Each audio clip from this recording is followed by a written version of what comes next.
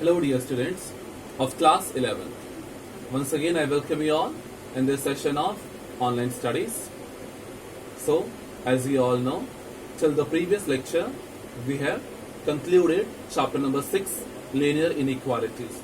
So today we are here to start the next chapter, that is chapter number 7 of our book NCERT, and the name of the chapter is permutations and combinations. You can see also in your book, students, the name of the chapter number 7 is permutations and combinations. So today we are going to start this chapter. So with the very first topic, which is the very basic concept in this chapter, I have mentioned on the board also, and that is fundamental principle of counting. सबसे पहला topic जो इस chapter में है वो है fundamental principle of counting. सबसे पहले आज हम लोग यही डिस्कस करेंगे कि what is the fundamental principle of counting. So its fundamental principle of counting has one statement. I will just speak out that statement for you. And that statement is, if any event is done in m ways, if any event is done in m ways, small m, and followed by another event which is done in n ways. What I have spoken, students, just listen once again very carefully. If any event is done in m ways and followed by another event is done by n ways, then the total number of occurrence of the events is equals to m into n ways. m into n ways. आप लोगों ने दोनों को क्या कर देना है? Multiply कर देना है. m into n. मल्टीप्लाई यहाँ पर किया गया, इसलिए इस प्रिंसिपल को और क्या जाना जाता, किस नाम से जाना जाता है friends? Very important, multiplication principle. Multiplication principle के नाम से भी इसको जाना जाता है. Multiplication principle, that means because we have multiplied. Again I will read the statement. If you want to note it down, you may note it down, but it is also given in your NCERT book of class mathematics, that is I think on page number 136. This statement is given: if any event is done in m ways and followed by another event is done in n ways, then the total number of occurrence of the events is m into n. Now since let me explain you this question, this concept, that how we are going to use this concept in the questions. For example, if I say you, since let us understand this concept of fundamental principle of counting by solving very first exercise 7.1, because this concept is used only in exercise 7.1. So let us start exercise 7.1 today.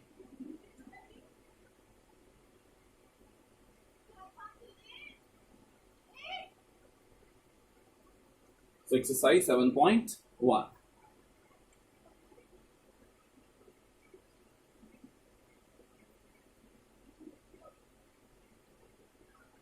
And the concept used here will be fundamental principle of counting. Now, the very first question, friends, listen, I am reading for you. How many 3-digit numbers can be formed from the digits 1, 2, 3, 4 and 5, assuming that repetition of the digits is allowed? So देखिए, आपके पास 5 numbers आपको available है. Question number 1, that is 1, 2, 3, 4, 5. ये 5 digits आपके पास available हैं. इनसे आप लोगों ने क्या करना है?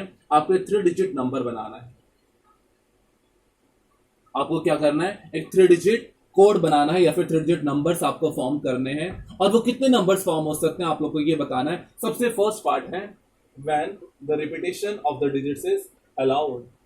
When the repetition of the digits is allowed. जब आपके पास डिजिट्स क्या हो सकती हैं? रिपीट हो सकती हैं. अलाउड कहने का मतलब है अलाउड है, मींस आप लोग रिपीट कर सकते हैं डिजिट्स को. अब देखिए क्वेश्चन का मतलब पहले समझते हैं. आपके पास ये 5 डिजिट्स अवेलेबल हैं.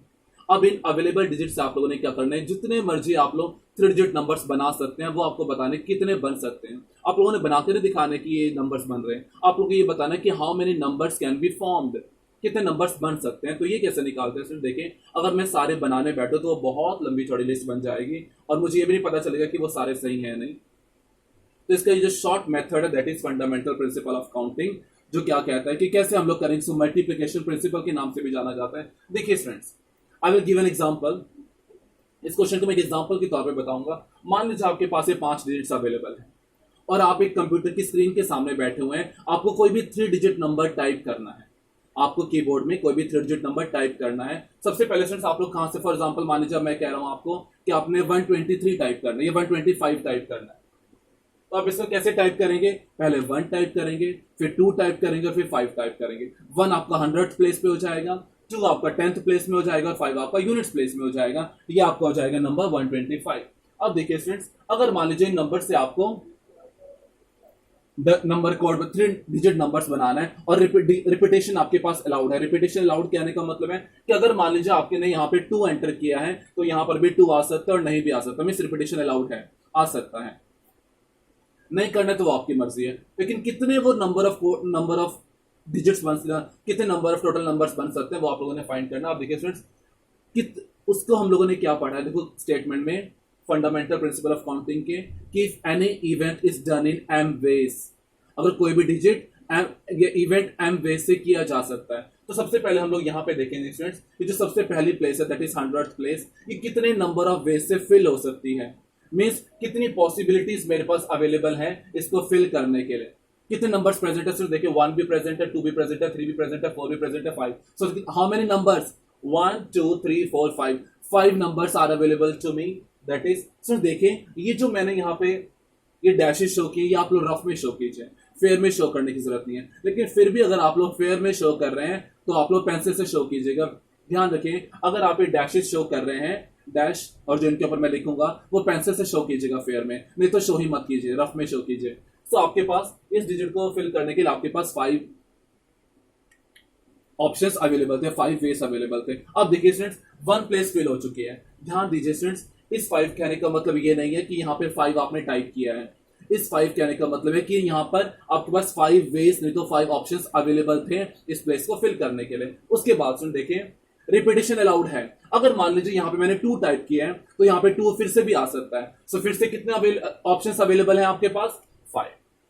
रिपीटेशन अवेलेबल है, अलाउड है, तो कितने नंबर ऑफ वेज से फिल हो सकता है, ये भी 5। रिपीटेशन अलाउड है तो सारे के सारे नंबर्स फिर से भी रिपीट हो सकते हैं, दोहरा सकते हैं, तो आपके पास ये क्या हो जाएगा, 5। अब इसका करना कि आपने 555 नहीं आंसर कि 555 वेज नहीं तो 555 वेज, तो आप लिखेंगे यहाँ पे according to fundamental principle of counting, according to fundamental principle of counting.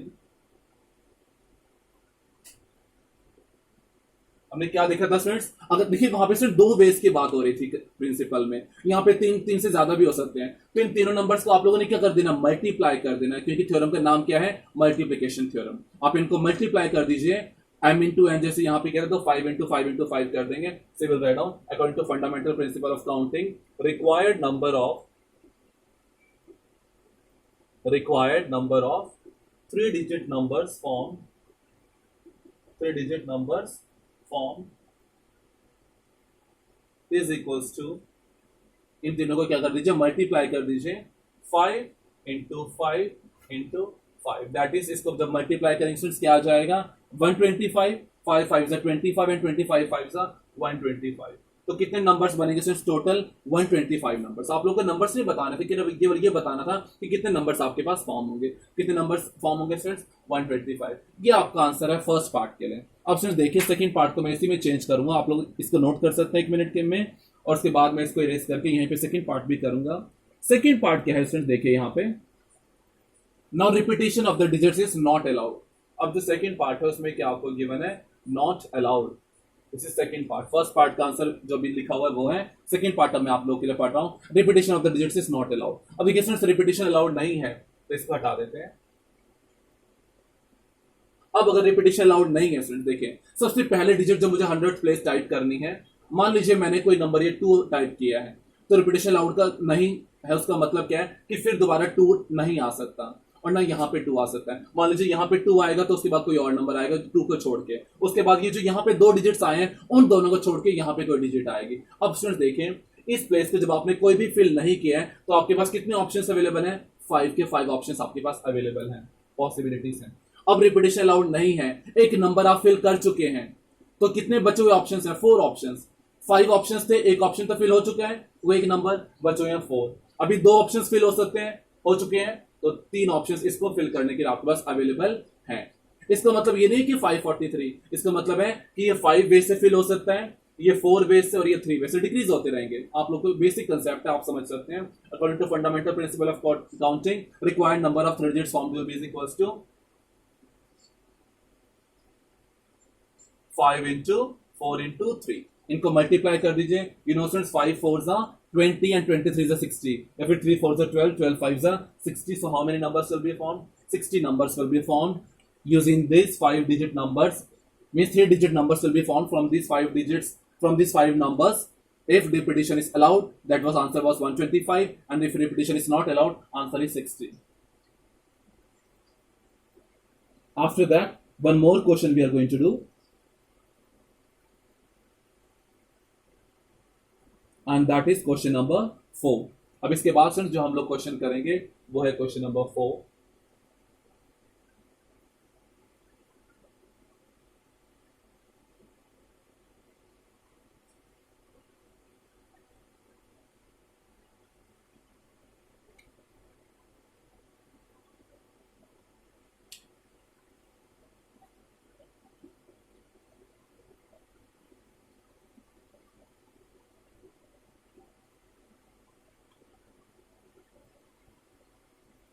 Question number 4, I am going to read it here for you. Question number 4 is, how many 5-digit telephone numbers can be constructed using the digits 0 to 9? कितने digits आपके पास available हैं 0 to 9? 0 to 9 कितने digits होते हैं students? आप लोग को पता है 10। मैं लिख देता हूं यहाँ पे 0 1 2 3 4 5 6 7 8 9। ये आपके पास 10 डिजिट्स हैं 0 to 9। इन 10 डिजिट से आप लोगों ने क्या करना है? 5 डिजिट टेलीफोन नंबर्स फॉर्म करने हैं। If each number starts with 67। Sir देखिए, जो आप लोगों ने टेलीफोन नंबर बनाना है उसमें कितने डिजिट्स होने चाहिए? 5। साफ लिखा हुआ है 5 डिजिट टेलीफोन नंबर। जैसे पहले लैंडलाइन में भी चलते थे, 22 से स्टार्ट होते थे, वैसे यहाँ पे जो कंपनी है वो क्या उनसे नंबर से स्टार्ट करे? 67 से। एग्जांपल देता हूँ, जैसे आप लोग जियो की सिम खरीदते हैं तो जियो फॉर एग्जांपल 701 से स्टार्ट होता है, नहीं तो आजकल 80 से भी स्टार्ट हो रही है सिम्स, तो वैसे उनका कोड रहता है। तो यहाँ पे जो सिम की कंपनी है वो किस स्टार्टिंग नंबर से सिम सेल कर रही है? 67। मतलब से स्टार्टिंग में क्या होना चाहिए? 67 से स्टार्ट होना चाहिए number. And no digits appear more than once. Very important point is given to you, no digits appear more than once. मान लीजिए स्टूडेंट्स, यहाँ पर 6 आ चुका है, यहाँ पर 7 आ चुका है, तो उसके बाद 6 और 7 यहाँ पे फिर से नहीं आ सकता। इसका मतलब कि कोई भी डिजिट दोबारा से नहीं आएगा, एक बार से ज्यादा आपको दिखाई नहीं देगा। अब देखिए स्टूडेंट्स, ये डैशेस क्या शो करते हैं कि कितने नंबर ऑफ वेज से ये प्लेसेस फिल हो सकती हैं। तो देखिए, सबसे पहले डिजिट पे क्या आना चाहिए? 6। तो यहाँ पे 6 मत लिखना, ये मैंने पहले बताया था कि डैश वो शो कर रहे हैं कि कितने नंबर ऑफ वेज से इनको फिल किया जा सकता है इस प्लेस को। तो देखिए, ये प्लेस में हमेशा क्या आ सकता है? Only 6 can come here. तो कितने नंबर्स यहाँ पे अवेलेबल हैं? Only 1 number, that is 6। केवल एक ही नंबर ऑफ वे से फिल हो सकता है और यहाँ पे केवल मात्र 6 आ सकता है। 7 नहीं आ सकता, 4 नहीं आ सकता, 5 नहीं आ सकता, केवल एक नंबर 6 आ सकता है। So that is only 1 option is available to us. उसके बाद यहाँ पे क्या आएगा? 7 लिखा हुआ है, 67 से स्टार्ट होना है, तो ओनली 1 प्लेस इज अवेलेबल, 1। अब देखिए स्टूडेंट्स, आपके पास 10 डिजिट्स अवेलेबल थे, आपके पास 10 डिजिट्स अवेलेबल थे। 10 डिजिट्स में से आपके 2 प्लेसेस फिल हो चुकी हैं। कितने नंबर्स अवेलेबल है? 8। 10 माइनस 2, 8। अब उसके बाद से देखिए 3 डिजिट्स फिल हो चुके हैं, रिपीट अलाउड नहीं है, डिक्रीजिंग ऑर्डर में आता रहेगा। 8 टोटल 10 नंबर्स थे, 3 प्लेसेस फिल हो चुके हैं, 7 numbers are available. 4 places are filled, 6 places are available, 6 digits are available. अब लास्ट में आप लोगों ने इनको क्या कर देना है? मल्टीप्लाई कर देना है। Therefore according to fundamental principle of quantity, एक लाइन में सिर्फ आंसर लिख देना है, required number of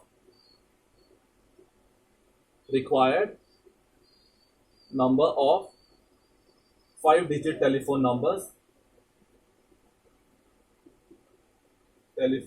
numbers is equals to, कितने नंबर्स बनेंगे? इनको मल्टीप्लाई कर दीजिए, 1 into 1 into 8 into 7 into 6।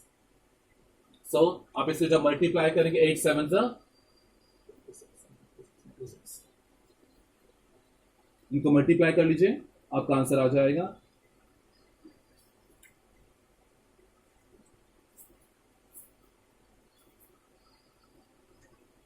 कितना आएगा स्टूडेंट बताइए? 336 I think. 8 7 is 56 and 56 into 6 will be 336। आप मल्टीप्लाई भी कर सकते हैं सिर्फ 56 into 6, कितना 6 6 का 36 and 6 5 30 plus 3 36। Your answer is 336। 6, ये आपका आंसर हो जाएगा क्वेश्चन नंबर 4 एक्सरसाइज 7.1 के लिए। फ्रेंड्स देखिए इस टाइप से क्वेश्चंस क्या है, बहुत ही आसान है, आप लोग आसानी से कर सकते हैं। अगर आप चाहते हैं तो एक क्वेश्चन और कर लेते हैं, that is question number 5, very easy.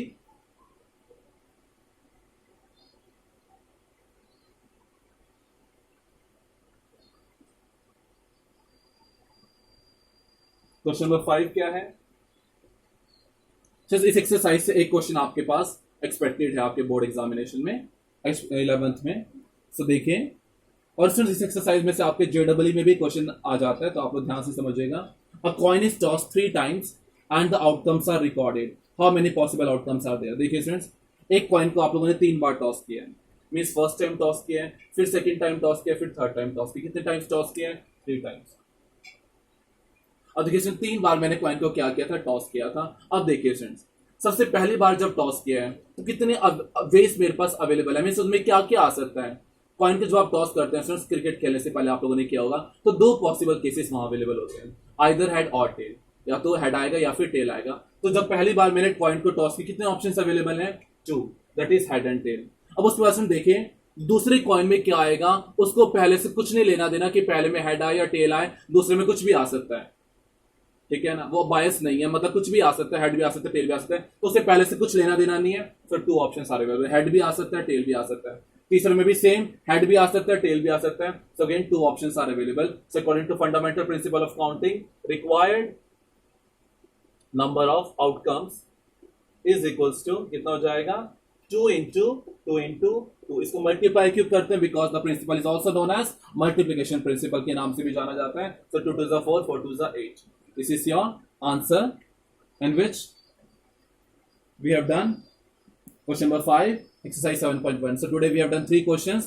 Since also I'm going to give you one very important concept today which is going to be useful in the next exercise. Fundamental principle of counting से लेना देना कुछ भी नहीं है, वो एक next concept है, बहुत ही छोटा सा कंसेप्ट है, न्यू कंसेप्ट है आपके पास, जो आपके पास नेक्स्ट एक्सरसाइज 7.2 में यूज होना है, एंड दैट इज फैक्टोरियल। एक बहुत इंपॉर्टेंट वर्ड है स्टूडेंट्स, फैक्टोरियल।